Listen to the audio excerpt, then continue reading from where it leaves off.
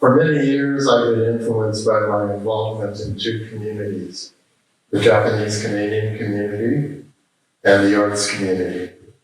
Sporadically, and it seems more frequently in recent years, my activities in those two communities have overlapped, as in this current exhibition here at this gallery.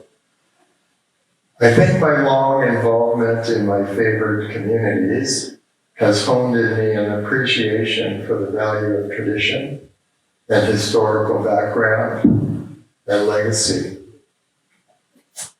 which is why this exhibition attempts to bring collective attention to 4 pioneering Japanese Canadian artists and their achievements.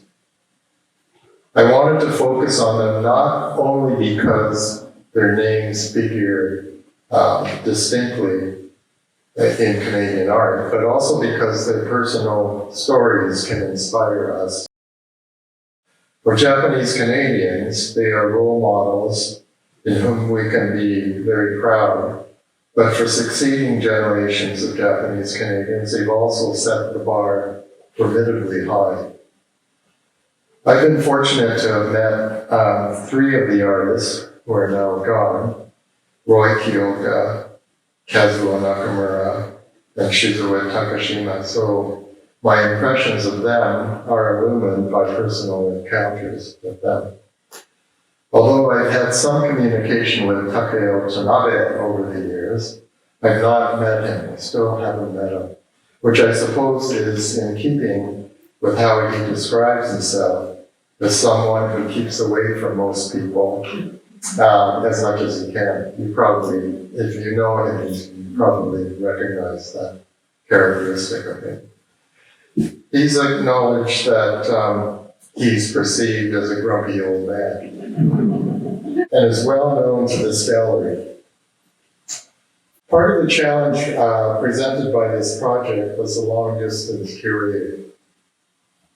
Hamilton and Victoria are far apart, and we had to collaborate in seeking out and borrowing works from a variety of collections, both public and private. Thankfully, the Vancouver Art Gallery, and the Nikkei National Museum in Burnaby, and the AGGV itself, they've got pretty substantial holdings of works by Kiyooka, Takashima, and Tanabe.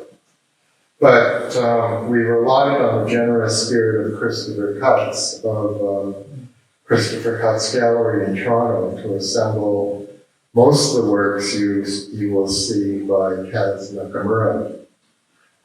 For me, it's kind of interesting and surprising that Nakamura is so underrepresented in public gallery collections on the West Coast. In the past, there have been numerous solo presentations and critical examinations of these artists' works. This exhibition was meant to be an introduction to not only the work of these 4 artists, but to who they are and were. The short introductory panels for each artist was written by people who knew them pretty well. You may be anticipating that the exhibition is, or might be, ethnocentric, and will kind of look like that, but it shouldn't surprise you to see that there's not much to suggest the Japanese heritage of the artists. In fact, their works both here and in their overall career productions reveal a kind of peekaboo relationship with the artist's Japaneseness. They were contemporary artists first, with modernist sensibilities and practices.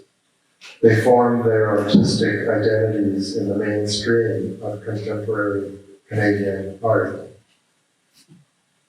I know that this show can provide only glimpses into what each of them did, even though we did our best to cram as much as we could into the room.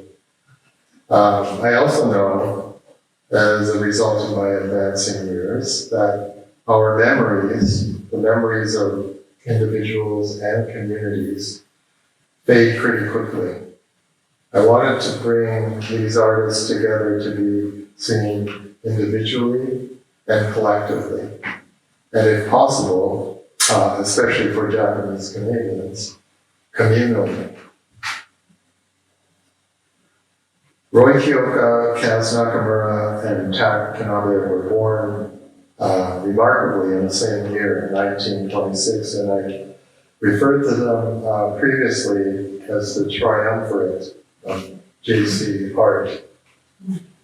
Shizuka Takashima was born 2 years later in 1928, and they were really unlike one another in almost every way. And likely they were unaware of one another until the spread of their individual reputations. They were unique, atypical Nisei, second generation artists, who somehow found their ways to art making as a way of life. As mentioned, there's a big Japanese Canadian artist symposium going on in Esquimalt this weekend.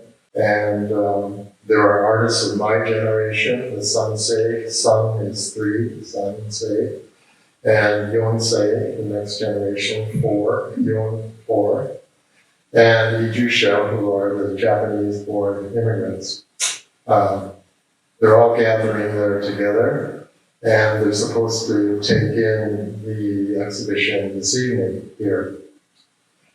The symposium is meant to be a first-time gathering and rejuvenating of Japanese Canadian artists, a potential injection of energy into Japanese Canadian art.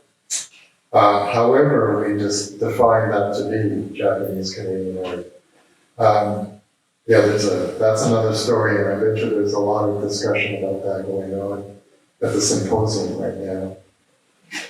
The exhibition start here is an introduction to artists and art, which Japanese Canadians and all Canadians ought to know better. Start here sounds like an introduction. Start here sounds like an introduction. It sounds like an instruction, I think, more, and an invitation to just get going. So please take some time to look at the works and think about the breadth and depth of the experiences they emerge from.